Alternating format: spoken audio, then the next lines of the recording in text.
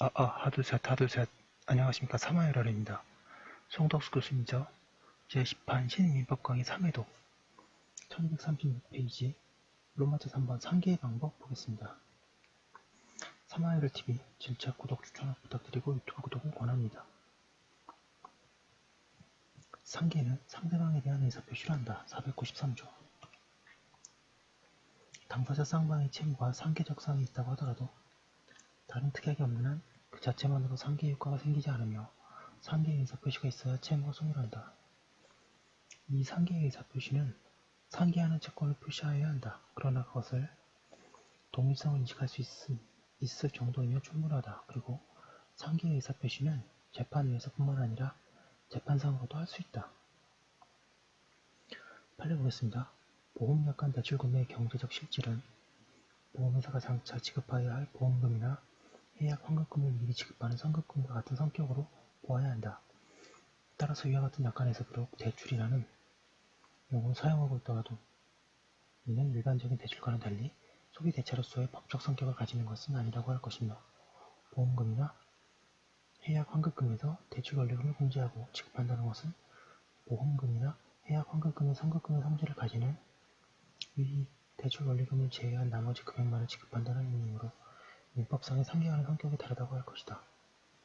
이와 달리 해약 환급금 범위 내에서 대출을 받을 수 있도록 정한 단체보험 약관에 따라 이루어진 보험약관 대출금에 관하여 이를 해약 환급금의 선급금으로 보지 아니하고 별도의 대여금으로 보는 전제하에 그 해약 환급금 반환 채권과 보험약관 대출금 채권은 보험회사의 상계의 의사표시에 의하여 그 상계 적상의 시기에 상계되는 것이라고 취지로 판단한 대법원 1997년 4월 8일 선고 고륙다 51127 판결 등은 이 판결의 견해에 배치되는 범위 내에서 이를 변경하기로 한다.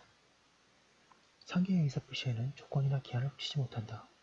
상계가 단독행위여서 그것에 조건을 붙이게 하면 상대방은 불안정한 지위에 놓이게 하고 기한을 붙이는 것은 상계의 소급표 때문에 의미가 없기 때문이다.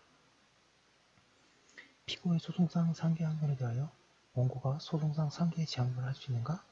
판례는 원고의 소송상 상계의 재항변은 일반적으로 이를 허용할 이익이 없으므로 다른 특별한 사정이 없는 한 허용되지 않는다고 한다. 그리고 이러한 법률은 원고가 2개의 채권을 청구하고 피고가 그중 1개의 채권을 소송채권으로 삼아 소송상 상계항변을 하자 원고가 다시 이 청구 채권 중 다른 1개의 채권을 대동채권으로 소송상 상계의 재항변을 하는 경우에도 마찬가지로 적용된다고 한다.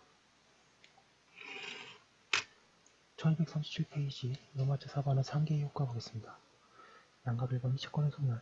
상계가 있으면 채권자 쌍방의 채권은 대등에게도 소멸한다. 한편 수동채권이 여러 개이고 자동채권이 그 전부를 소멸하기에 부족한 때에는 변제 충당에 관한 규정에 따라 상계 충당된다.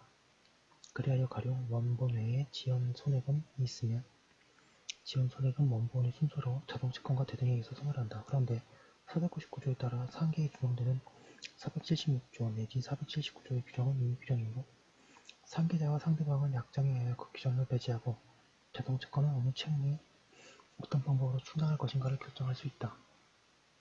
그리고 상계자와 상대방 사이에 미리 상계 충당에 관한 약정이 있고 그 약정 내용이 상계가 상대방에 대한 모든 채무를 소멸시키기에 부족한 때에는 상대방이 적당하다고 인정하는 순서와 방법에 의하여 충당하기로 할 것이라면 상대방이 그 약정에 터잡아 스스로 적당하다고 인정한 순서와 방법에 조차 상계 충당을 한 이상 상대방에 대한 의사표시와 관계없이 그 충당의 효력이 있다.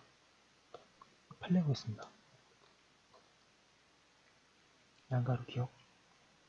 상계의 의사표시가 있는 경우 채무는 상계 적상 시에 소급하여 대등에게 관하여 소멸한 것으로 보게 되므로 상계에 의한 양채권의 차액 계산 또는 상계 충당은 상계 적상의 시점을 기준으로 하게 되고 따라서 그 시점 이전에 수동채권의 변제기가 이미 도래하여 지체가 발생한 경우에는 상계 적상 시점까지의 수동채권의 약정이자 및 지연 손해금을 계산한 다음 자동채권으로서 먼저 수동채권의 약정이자 및 지연 손해금을 소각하고 잔액을 가지고 원본을 소각하여야 할 것이다.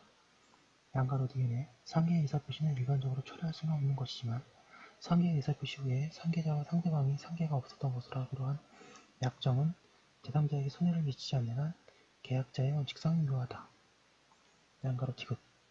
소송상 방어 방법으로서의 상계양변은 통상 그 수동채권의 존재가 확정되는 것을 전제로 하여 행하여지는 일정의 예비적 행동으로서 소송상 상계의 의사표시에 의한 확정적으로 그 효과가 발생하는 것이 아니라 당해 소송에서 수동채권의 존재 등 상계에 관한 법원의 실질적 판단이 이루어지는 경우에 비로소 실제법상 상계 효과가 발생한다. 그리고 피고의 소송상 상계항변에 대하여 원고가 다시 피고의 자동채권을 소멸시키기 위해서 소송상 상계에 재항변하는 경우에 법원이 원고의 소송상 상계의 재항변과 무관한 사유로 피고인의 소송상 상계항변을 배척하는 경우에는 소송상 상계의 재항변을 판단할 필요가 없고 피고의 소송상 상계항변이 이유 있다고 판단하는 경우에는 원고의 청구채권인 수동채권과 피고의 자동채권이 상계 적상 당시에 대등에게서 소멸한 것으로 보게 될 것이므로 원고가 소송상 상계의 재항변으로서 상계할 대상인 피고의 자동채권이 그 범위 내에서 존재하지 아니하는 것이 되어 이때에도 역시 원고의 소송상 상계의 재항변에 관하여 판단할 필요가 없게 된다. 또한 원고가 소송물인 청구채권 외에 1638페이지 피고에 대하여 다른 채권을 가지고 있다면 소위 추가적 변경에 의하여 그 채권을 당해 소송에서 청구하거나 별수를 제기할 수는 있을 것이다. 그렇다면 원고의 소송상 상계의 재항변은 일반적으로 이를 허용할 이익이 없다고 할 것이다. 따라서 피고의 소송상 상계항변에 대하여 원고가 소송상 상계의 재항변을 하는 것은 다른 특별한 사정이 없는 한 허용되지 않는다고 보는 것이 타당하다. 양가로 이번에 상계의 소급표 상계가 있으면 각 채무가 상계할 수 있는 때에 대등이익에 관하여 소멸한 것으로 본다. 즉 상계에는 소급표가 있다.